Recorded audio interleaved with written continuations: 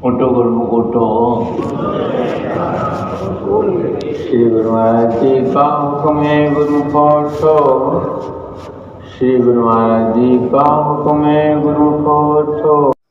बोलो जयकारा बोल मेरे श्री गुरु महाराज की जय। सभी गुरुमुख प्रेमियों से सप्रेम जय सच्चिदानंद। साकार रूपम परमात्मना है, आत्म स्थितम तत् तव दर्शनम श्री। आनंद सिंधो स्मरणं तव दिशा, मधुरोपदेशं शमते दयालो। चरणारविंदे कोटि प्रणामा, बद्धांजलिभ्यो एव प्रार्थने सा। वरदायक हस्तत्वदीया, शिरसा सदैव दृष्टि कृपालो। शिरसा सदैव दृष्टि कृपालो।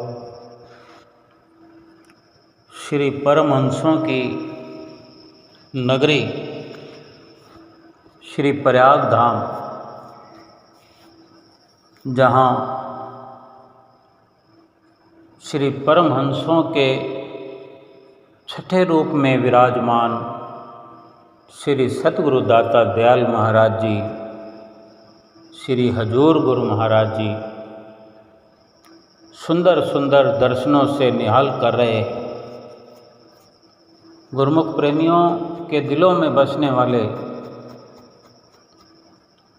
तीनों लोकों के शहंशाह, दो जहां के वाली, ऊंचे सिंहासन पर विराजमान होकर गुरुमुख प्रेमियों को भक्ति और प्रेम का अमृत पिला रहे।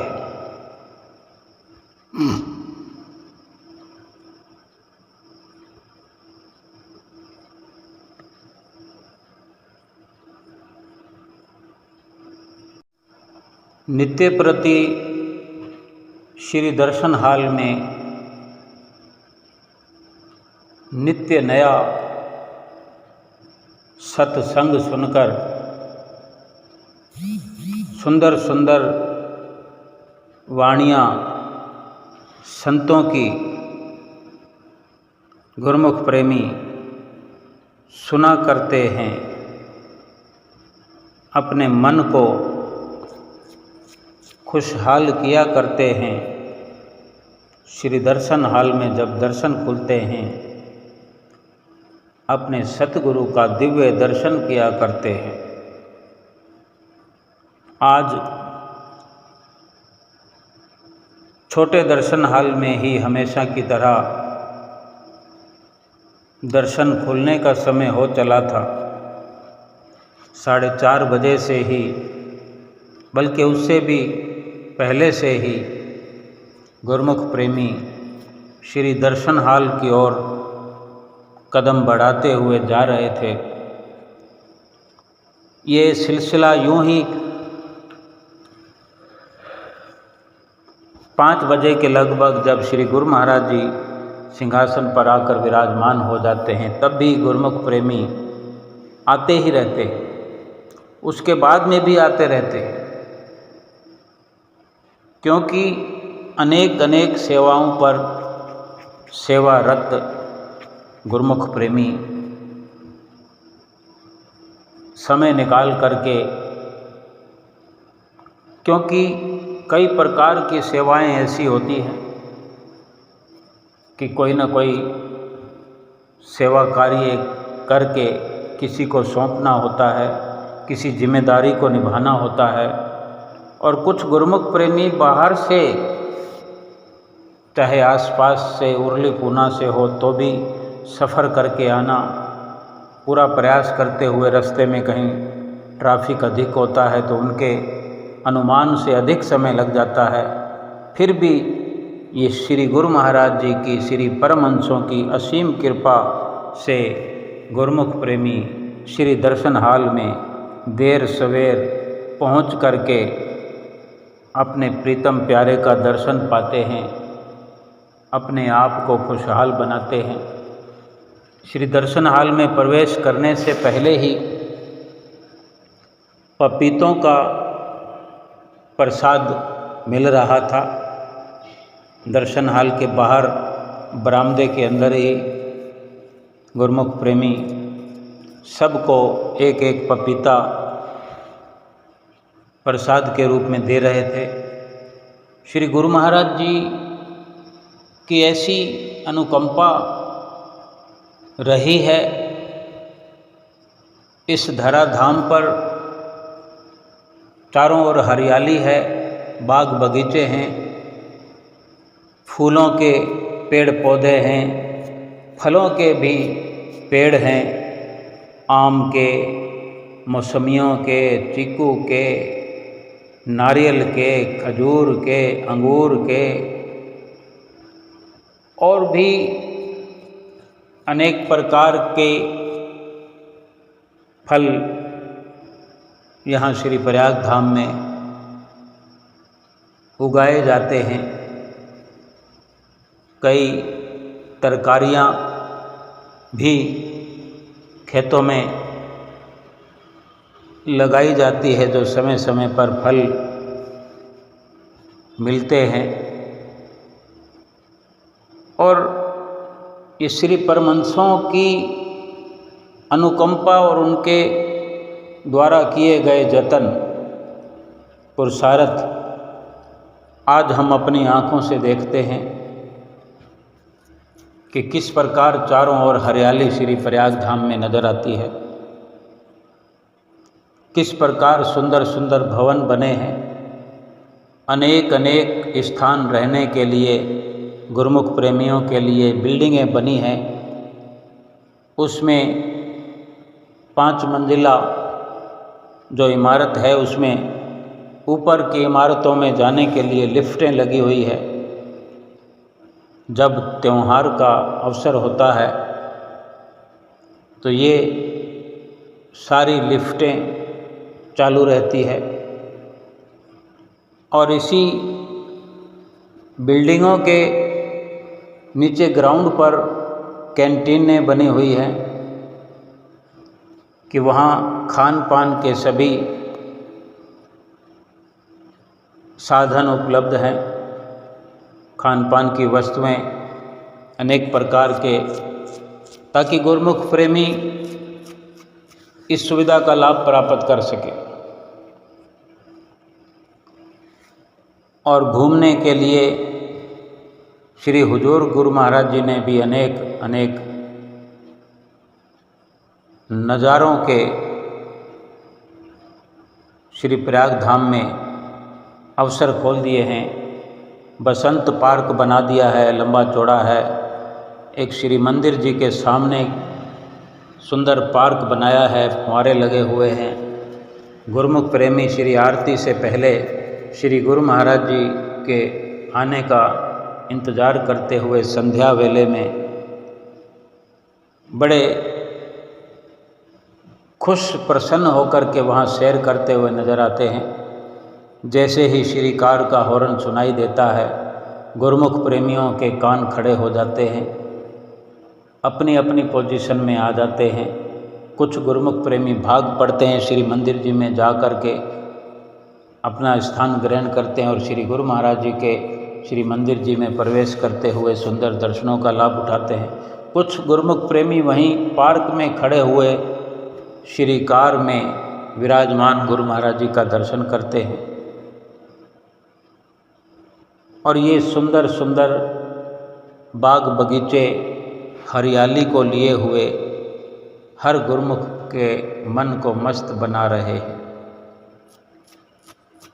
और अनेक प्रकार की सुख सुविधाएं हमारे श्री परमहंसों ने अपने समय में हम गुरुमुख प्रेमियों के लिए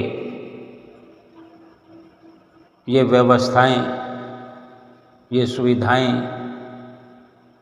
ऐसे बना दी है जैसे कोई लोक से परलोक जाने का एक नक्शा है कि अगर इंसान इस दुनिया से एक दिन जाएगा, जो कि रोज़ हम जिक्र सुनते हैं कि लोक और परलोक का जिम्मा लेते हैं श्री गुरु महाराज जी। लोक तो ये हो गया जिस संसार में हमने जन्म लिया, जहाँ पले बढ़े, और यहाँ का जो वातावरण हम देखते हैं, व्यवहार करते हैं, जो हम जन्म लेकर के आए हैं, इसको लोक की उपाधि दी जाती है, संज्ञा दी जाती है। परलोक वो जो मरणोपरांत यानी शरीर छूटने पर ये जीवात्मा परलोक का सफ़र करती है, परलोक में पहुंचती है, तो वहाँ निर्णय होता है कि उस परलोक में जाकर के इस जीवात्मा की क्या गतिमति होती है, क्या निर्णय किया जाता है, धर्मराज का लेखा क्या कहता है, क्या नंबर देता है। जो गुरुमुख प्रेमी हैं उनके लिए तो महापुरुषों ने समय समय पर वचन उच्चारण किए हैं कि जो 5 नियम दरबार के निभाता है, 2 घंटे भजन अभ्यास करता है, वो सतगुरु के धाम में पहुंच जाता है। जैसे इस वक्त श्री गुरु महाराज जी को सन्मुख पा करके, जो कि ये प्रयाग धाम नाम रखा गया है, तो ऐसा लगता है वास्तव में यही परमपिता परमेश्वर का धाम है, यही सतगुरु का धाम है। एक प्रकार से बाहरी नज़रिए से देखें, अपनी चम दृष्टि से देखें, आँखों से देखें, बाहर की नज़र से, तो इससे कोई अच्छा परलोक नहीं हो सकता। लेकिन ये अलग बात है कि ये जितना भी महापुरुष जिक्र किया करते हैं वो अंदर की बात है, वो परलोक जो है वो अंदर की बात है। अंदर भी परलोक दिखाते हैं और बाहर भी हमें सतगुरु अपने इस निजी धाम में, चाहे आनंदपुर धाम हो या प्रयाग धाम हो, यहाँ बुला करके, यहाँ पहुँचा करके हमें एहसास दिलाते हैं कि हम श्री गुरु महाराज जी की छत्र छाया में आए हुए हैं।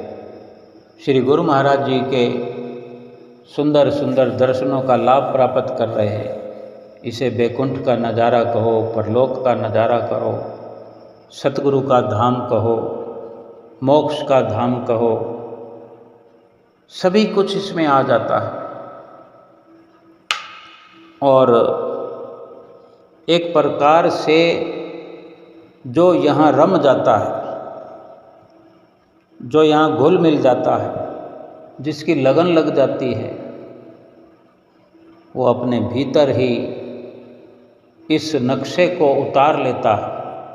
सतगुरु के सहित पूरे प्रयाग धाम के नक्शे को अपने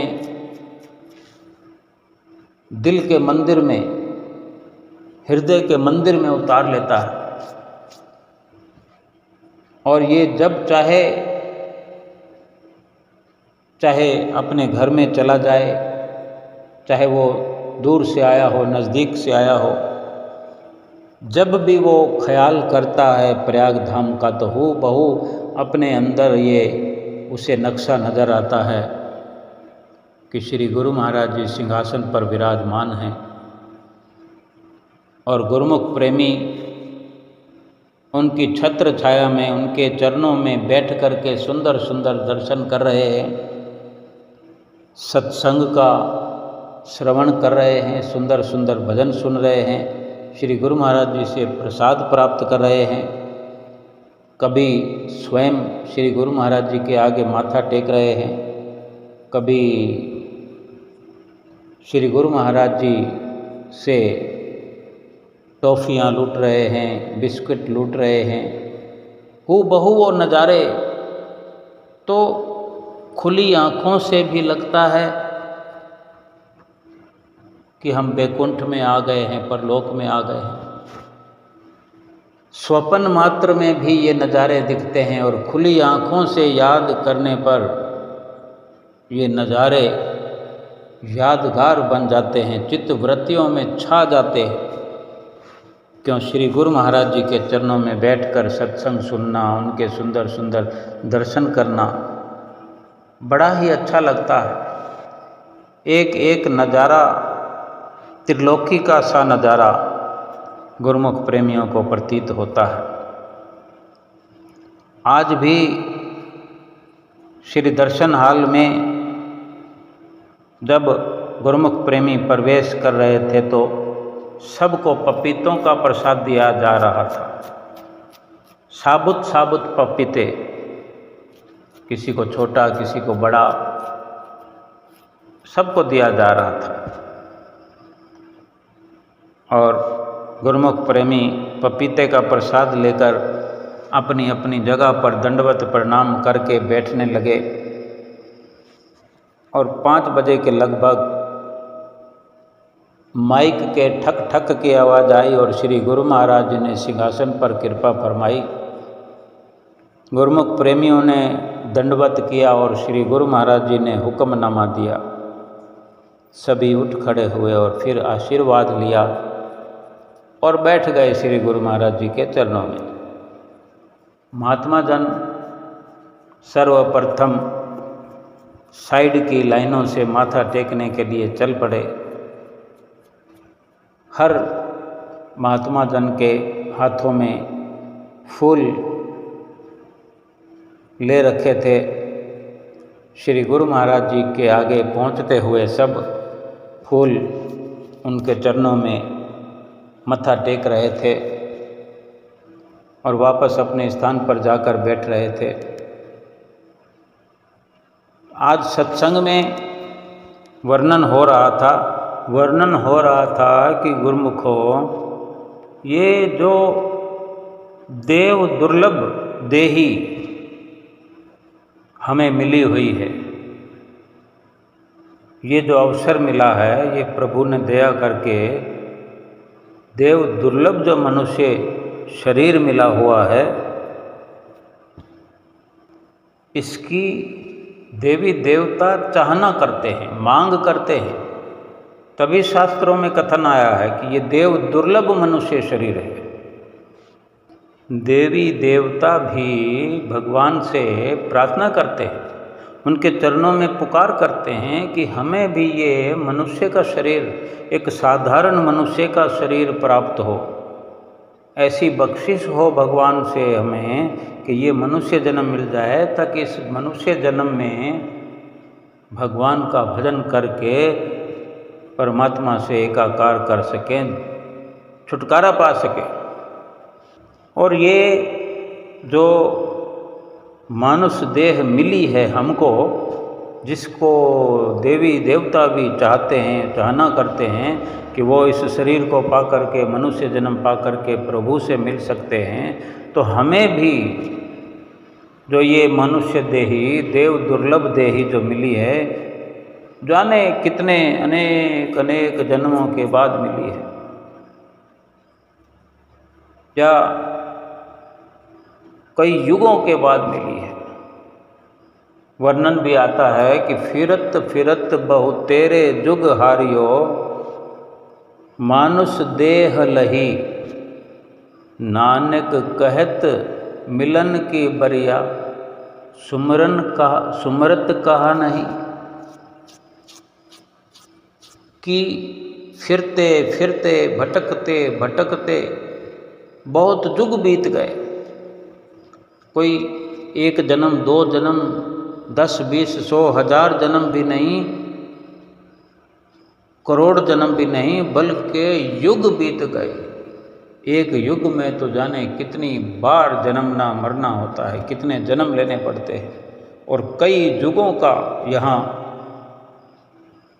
लेखा जोखा बताया जा रहा है कि कितने युग बीत गए भटकते भटकते 84 लाख योनियों में, और अब ये मनुष्य जन्म मिल गया है।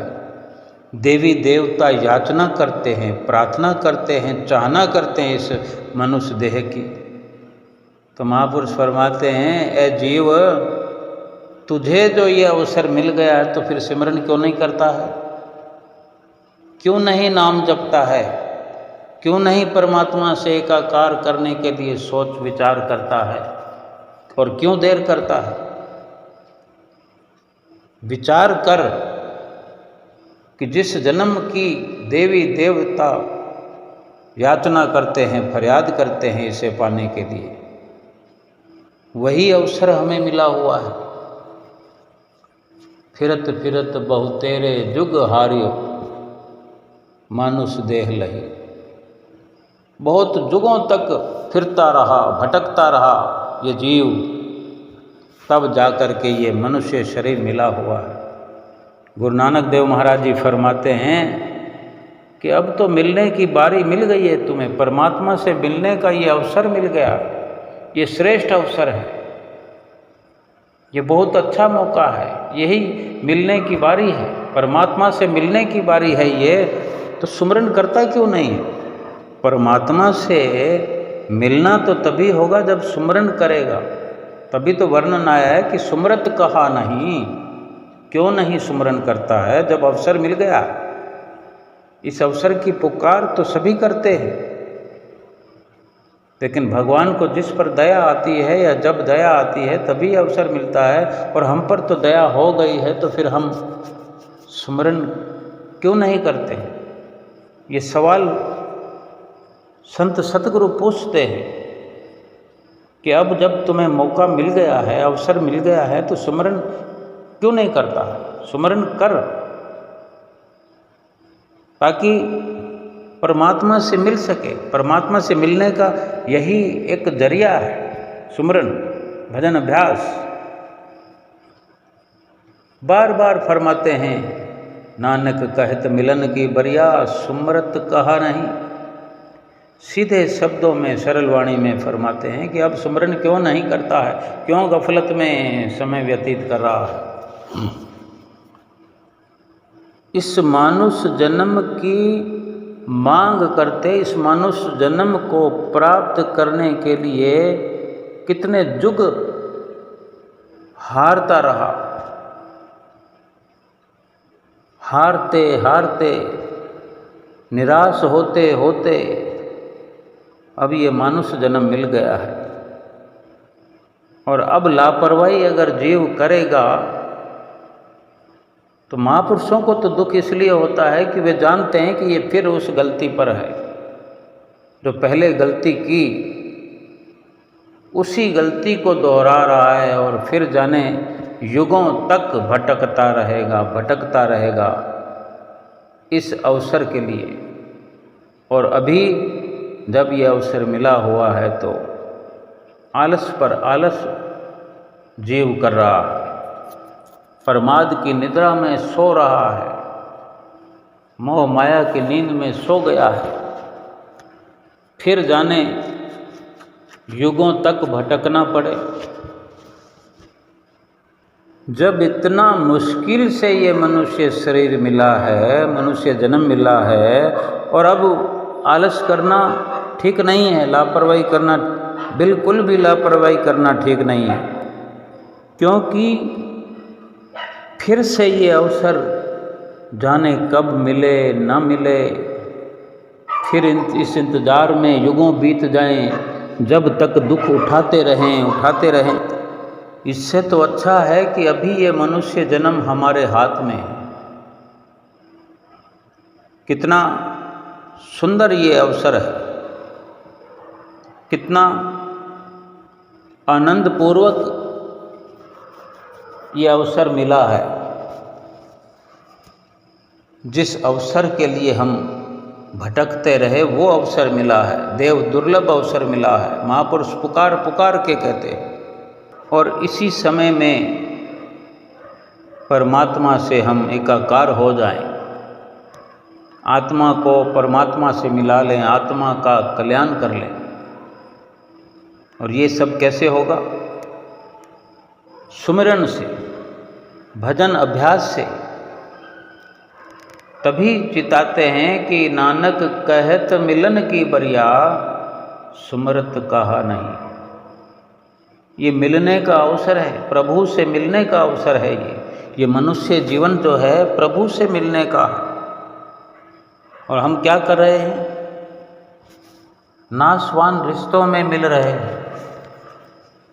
रोज नित नए रिश्ते बनाने में लगे हुए हैं। और जो असल में जिससे मिलने के लिए आए हैं इस दुनिया में मनुष्य शरीर लेकर, उसको भुलाए बैठे, उस असली काम को भूल गए। आम दुनियादार को नहीं पता, वो नहीं जानते कि ये मनुष्य जन्म किस लिए मिला। वो यही समझते हैं कि ये खाने पीने के लिए, ऐश इशरत के लिए, कुटुंब परिवार पालने के लिए मिला है, कार्य व्यवहार करने के लिए, धन कमाने के लिए, ऐश इशरत के लिए मिला है। बस यही सोचते हैं। उन्हें पता ही नहीं है कि ये मनुष्य जन्म कितना दुर्लभ है, देव दुर्लभ है। वो हमें भगवान की कृपा से मिला है, आत्म कल्याण के लिए मिला है, सुमरन भजन अभ्यास करने के मिला है। उन्हें ज्ञान नहीं है, तभी वो इस जन्म को यूं ही बेकार कर रहे हैं। संसार में कुटुंब परिवार पालना, चलाना, कार्य व्यवहार करना, धन कमाना मना नहीं है।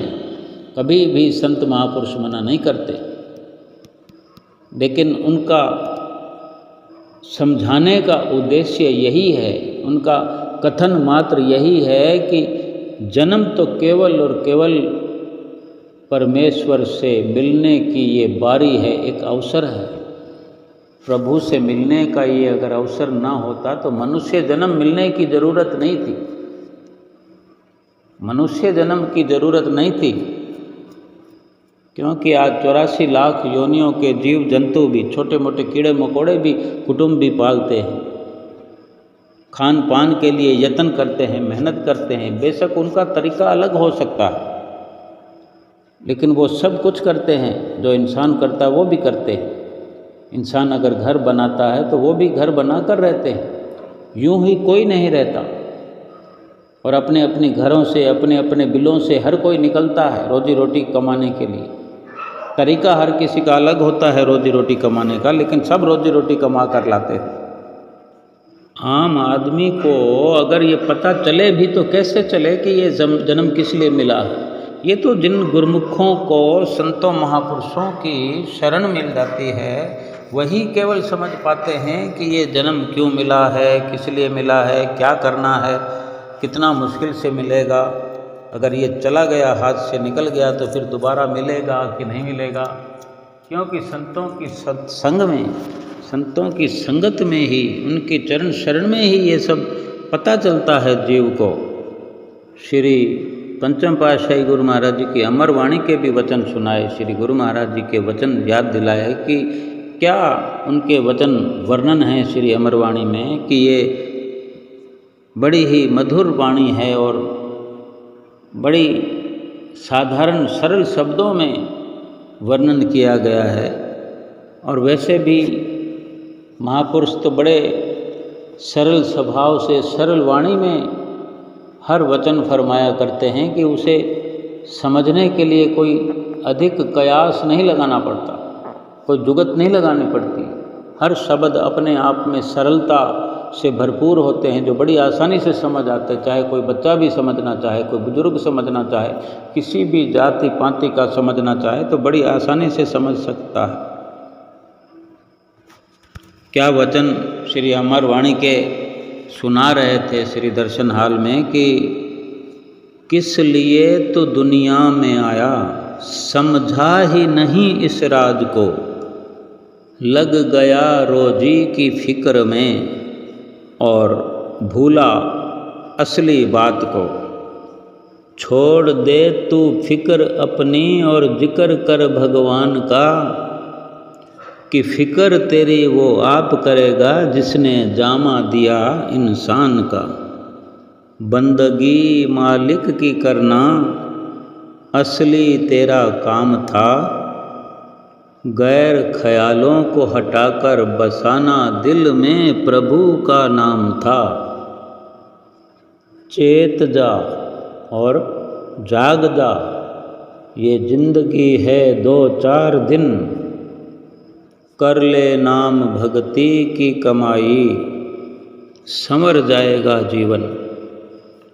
कितने सरल वचनों में समझाते हैं, कितने आसान शब्दों में समझाते हैं कि अपनी फिक्र जो तू करने में लगा हुआ है, रात दिन जो इंसान भगवान के नाम को भूल करके अपनी फिक्र में लगा हुआ है, रोजी रोटी में लगा हुआ है, महापुरुष फरमाते हैं कि छोड़ दे फिक्र तू अपनी, जिक्र कर भगवान का। फिक्र तेरी आप करेगा जिसने जामा दिया इंसान का। जामा यूँ तो पहनावे को कहते हैं, चोले को कहते हैं, लेकिन ये चोला कपड़े को नहीं, जिस्म को कह रहे हैं। मानुष चोला जिसे कहा करते हैं, हम अनेक बार सुनते हैं कि ये शरीर रूपी भी एक चोला है, ये आत्मा का पहनावा है। ये जो शरीर है आत्मा का गिलाफ है, आत्मा को यानी आत्मा इस शरीर रूपी कपड़े में विराजमान है। अगर जिसने ये शरीर दिया है, क्या वो फिक्र नहीं करता होगा इंसान की? जो इतने जतन से मनुष्य का जन्म मिला है, इतनी मेहनत से मिला, इतने युगों से मिला है, प्रभु ने दिया है तभी मिला है।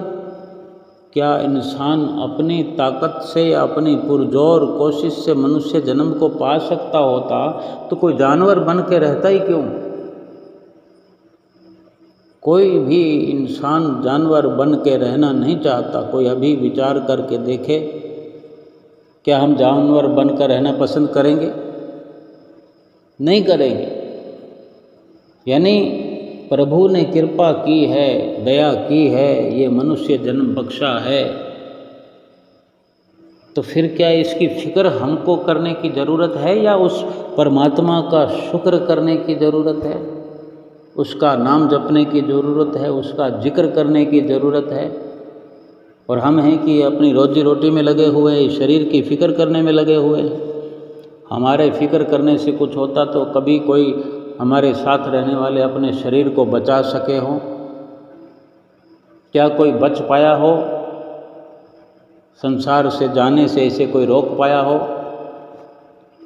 कहीं किसी प्रकार से मुमकिन नहीं है। जिस शरीर को हम रोक नहीं सकते, जिस शरीर को हम पा नहीं सकते अपनी मर्जी से, अगर आज गफलत में ये शरीर चला गया, ये शरीर छूट गया कभी भी, तो हम दोबारा चाहकर पा नहीं सकते। जो कर्मों के अनुसार जो लेखा जोखा होगा उसी के अनुसार शरीर मिलेगा। लेकिन ज़रूरत तो यह है कि मनुष्य जन्म में भी अगर हमने गफलत कर दी तो 84 लाख योनियों में, जीव जंतुओं वाली योनियों में हम प्रभु की प्राप्ति तो नहीं कर सकते, आत्मा को एकाकार तो नहीं कर सकते, भजन भक्ति नहीं कर सकते। तो फिर उन योनियों का क्या लाभ है? केवल खाने पीने और व्यवहार करने के लिए है वो योनियाँ जो हमने प्राप्त कर ली, तो बार बार जन्मते रहेंगे, मरते रहेंगे। लेकिन महापुरुष तो हमें छुड़ाना चाहते हैं, हमें जन्म मरण से आज़ाद करना चाहते हैं। इसलिए फिक्र अपनी हम छोड़ दें, फिक्र अपनी तू छोड़ दे, जिक्र कर भगवान का। फिक्र तेरी वो आप करेगा जिसने जामा दिया इंसान का। वो फिक्र भी करेगा जिसने इंसान का जन्म देकर दया कर दी है। भला इस शरीर की फिर वो रक्षा नहीं करेगा, इस शरीर की फिक्र नहीं करेगा? लेकिन ये मुमकिन तब होगा जब हम उसका जिक्र करेंगे, उसका सुमरन करेंगे, उसका शुक्राना करेंगे, तो वो हमारी सारी फिक्रें वही करेगा। हमें बेफिक्र करने के लिए ही हमें ये 5 नियमों की पालना के लिए रोज़ समझाया जाता है। महापुरुषों का फर्ज है समझाना, समझा रहे हैं, बार बार समझा रहे हैं, लेकिन समझने का कर्तव्य हमने निभाना है। उन्होंने तो वचनों में अपने सरल साधारण तरीके से समझा दिया है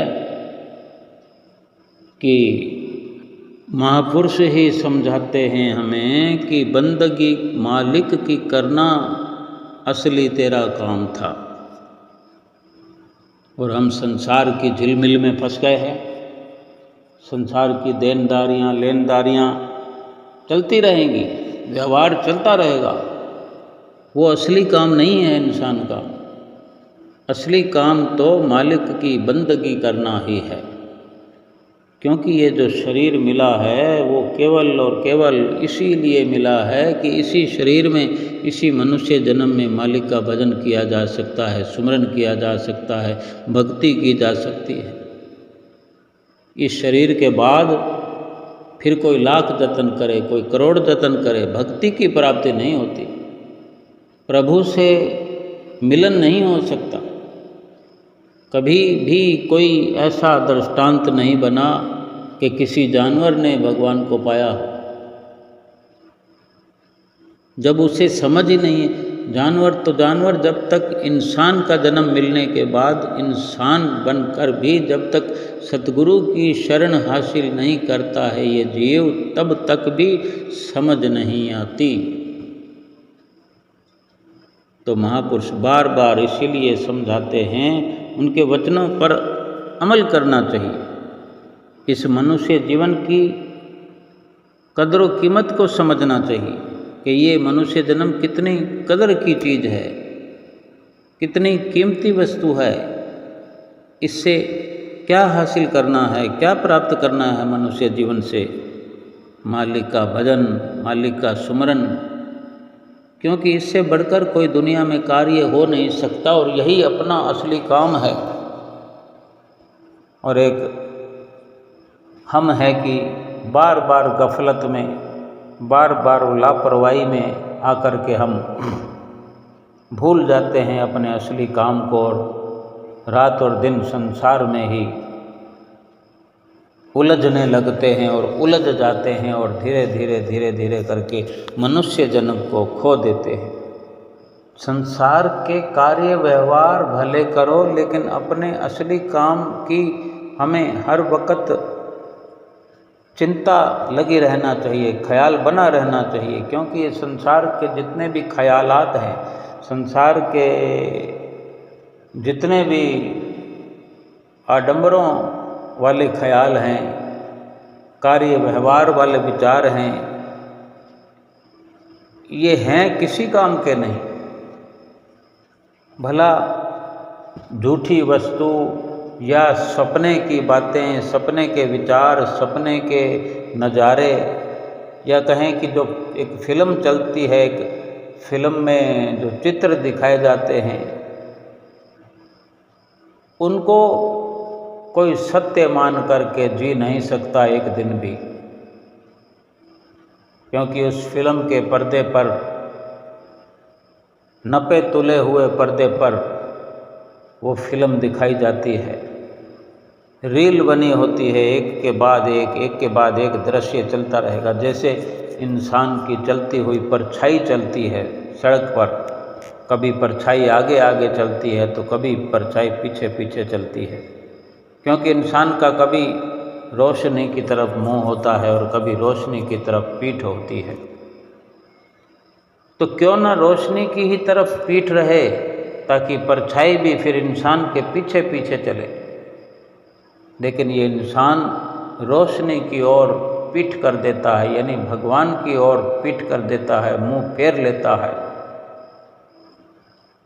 तो फिर परछाई जो है वो आगे आगे चलने लगती है और इंसान परछाई के पीछे चलने लगता है। यूँ समझो कि ये जो संसार के समान हैं, ये भगवान रूपी प्रकाश को मुंह फेर लेने से ये संसार के समान दृश्य बन करके, परछाई बन करके हमें नज़र आते हैं, लेकिन वो हैं कुछ भी नहीं।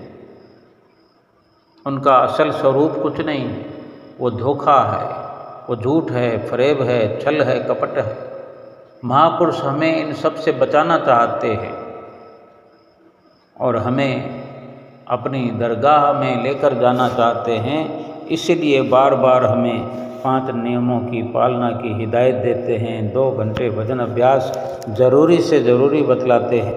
करना बंदगी प्रभु की असली तेरा काम था, गैरों ख्याल गैरों को हटाकर दिल में बसाना हरि का नाम था। अब असली काम अगर प्रभु का नाम जपना है तो इस असली काम को ही दिल में बसाना चाहिए। गैर ख्याल जो भी हैं, चाहे रिश्तेदारों की तस्वीरें हैं, उनके चेहरे हैं, उनकी बातें हैं, कार्य व्यवहार की जो झलकें हैं, हमने अपने दिल में बसा रखी है और अपने असली कार्य को भुला रखा है। जिसको समझ आ जाती है संतों महापुरुषों की शरण में आने से, वो अपने असली कार्य को, भजन बंदगी को कभी नहीं भुलाता, क्योंकि असली काम को कोई भी नहीं छोड़ना चाहता। लेकिन ये जब तक पता नहीं लगता तभी तक ये जीव भूला हुआ है और झूठे कामों को असली काम समझ बैठा है और असली काम को झूठे कामों के चक्कर में छोड़ बैठा। महापुरुष ही हमें समझा सकते हैं, हमें बतला सकते हैं कि क्या असल है, क्या नकल है, क्या सत्य है, क्या झूठ है। जैसे कि फरमाया कि चेत जा और जाग जा, जिंदगी है 2-4 दिन। समय थोड़े से थोड़ा है, जिंदगी है 2-4 दिन, दिल में बसाना हरि नाम था। कि समय थोड़े से थोड़ा रह गया है, अल्प समय है, अल्प आयु है, यानी उम्र थोड़ी ही बाकी रह गई है। दूसरे ख्यालों को अपने अंदर से निकाल करके प्रभु के नाम को अपने हृदय में बसा ले। जो परमात्मा को एकाकार होना चाहते हैं, परमात्मा से मिलना चाहते हैं, संतों महापुरुषों ने सरल से सरल वाणियों में समय समय पर हमें समझाया है, समझाते रहे हैं कि तेरा असली काम जो है वो प्रभु के नाम का सुमरण करना है।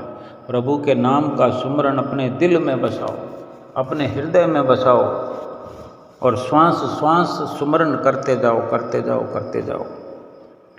एक दृष्टांत सुनाया कि एक गांव में एक माता रहती थी जो अकेली रहती थी और अपना गुजर बसर करने के लिए गोबर के उपले बनाया करती थी। पुराने समय में तो यही साधन होता था, आग जलाने का, चूल्हा चौका करने का। तो गोबर के उपले वो एक माता जो बनाई करती थी, वो उपले उसके हर रोज़ बिक जाया करते थे। जितने भी होते थे बिक जाते थे। जाने क्या उसके उपलों में ऐसा जादू था जो कुछ भी नहीं बचता, सारे उपले बिक जाते। लेकिन ये भी देखो विडंबना कुदरत की कि कुछ भी उपले बाकी नहीं बचते, सब के सब बिक जाते। फिर भी वो केवल मात्र गुजारा ही कर पाती थी उस पैसों से। और उसके बने हुए उपले सब बिक जाने के कारण कुछ और लोग जो उपले बनाकर बेचा करते थे वो ईर्ष्या करते थे, जलन रखते थे उससे कि इसके तो सारे उपले बिक जाते हैं और हमारे तो रह जाते हैं। तो ईर्ष्यावश होकर, इस ईर्ष्या के वशीभूत होकर कुछ शरारती लोगों ने एक दिन उस बुढ़िया के, उस माता के उपले चुरा लिए और ले गए उठा के सारे उपले जो माता ने बनाए थे। सुबह उठकर देखा कि उपले ही नहीं है। उपले लेने के लिए जो आने लगे तो उपले हैं नहीं तो कहाँ से बेचे, और उपले अगर आज बिकेंगे नहीं तो दिन का गुजरान कैसे होगा, कैसे खाना पीना होगा। और 20 तरह की ज़रूरतें होती हैं दिनचर्या की। तो सुबह देखा कि उपले सब गायब हैं, तो मन दुखी करने लगी, भगवान से प्रार्थना करने लगी। भगवान उस गरीब माता की पुकार सुन करके, कृष्ण भगवान से प्रेम करती थी, अथाह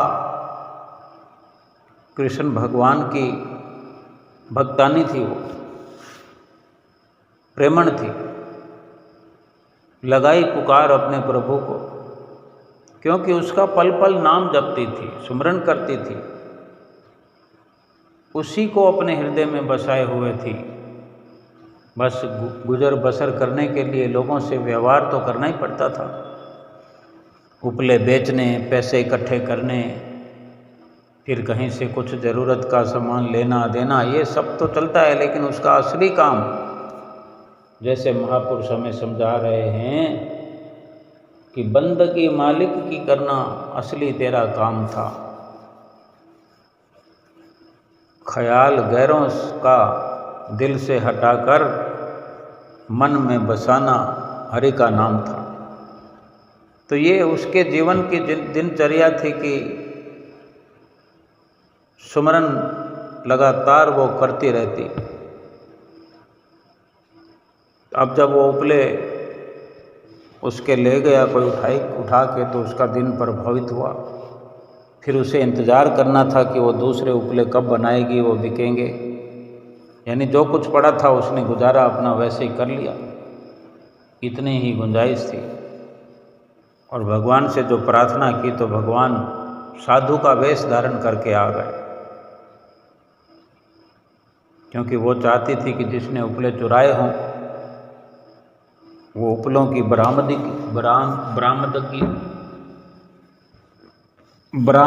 हो। अब गरीब तो नहीं बर्दाश्त कर सकते,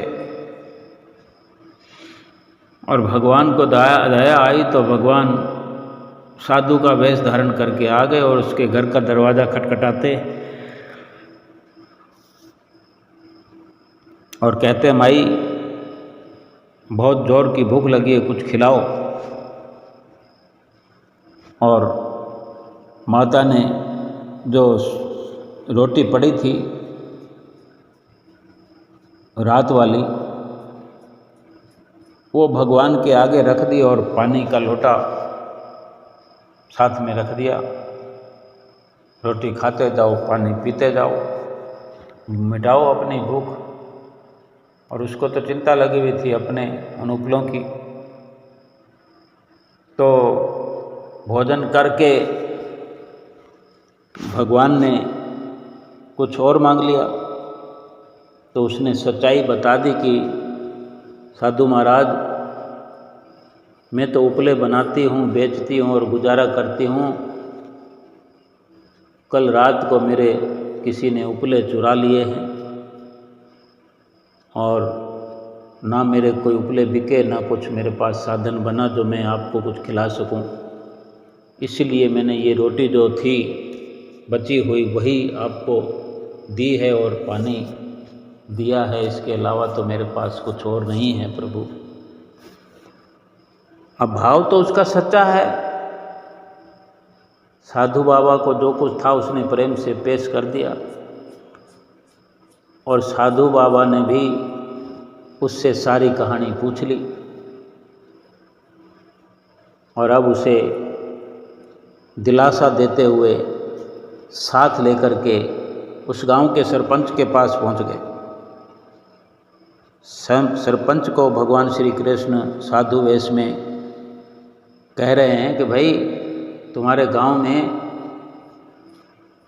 इसके किसी ने उपले चुराए हैं, और जो जो उपले बनाने वाले हैं उनको और उनके उपलों को यहाँ इकट्ठा करवाओ।